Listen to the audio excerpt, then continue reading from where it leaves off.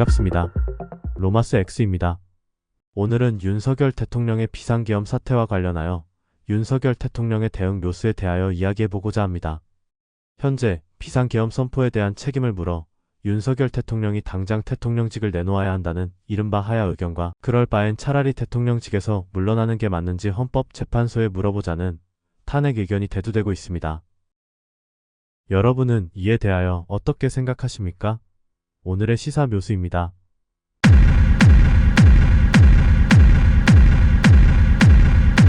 하야는 전쟁에서 스스로 항복하는 것과 같습니다.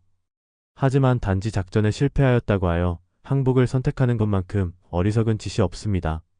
수많은 역사에서 보아왔듯이 전쟁에서 항복은 곧 죽음을 의미합니다. 가깝게는 이승만 전 대통령이 그랬고 멀게는 조선의 마지막 황제 순종 또한 항복으로 불운의 역사로 남고 말았습니다. 지금의 윤석열 대통령도 마찬가지입니다.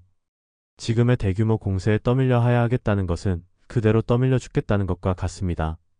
단, 하야를 하더라도 그에 상응하는 조건 실현을 전제로 한다면 가치는 있습니다. 예를 들어 계엄의 목표이기도 했던 선관위의 서버에 대해 전수조사를 해서 부정선거가 없었다는 게 확인되면 하야를 하겠다든지, 자신의 사법재판에 대한 방탄을 일삼는 이재명 더불어민주당 대표를 정조준하여 이재명 더불어민주당 대표의 사법재판이 마무리되면 하야하겠다는 식의 조건을 내건다면 설령 조건이 충족되어 하야의 결과가 발생하더라도 소기의 목적을 달성한다는 점에서 가치가 있습니다. 반대로 탄핵은 건곤일처, 즉 단판 승부 전략입니다.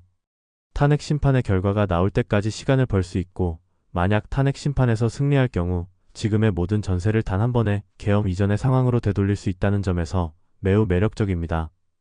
여기서 명심해야 할 사항이 있습니다. 조건부 하야나 탄핵 심판 모두 역전과 반전의 모멘텀이 되어야 한다는 점입니다. 지금 윤석열 대통령에게 가장 필요한 것은 지금의 상황을 역전시킬 수 있는 반전의 모멘텀입니다. 그래야 지금의 위기에서 빠져나올 수 있습니다. 승부사로 정평이 나 있는 윤석열 대통령의 경우 단판 승부가 될 탄핵 카드를 선호할 가능성이 높은데 반드시 반전의 모멘텀이 되어야 합니다.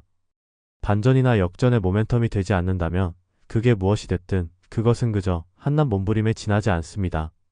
반드시 반전과 역전의 모멘텀이 될 수 있도록 선택과 집중을 해야 한다는 걸 윤석열 대통령은 반드시 명심해야 할 것입니다.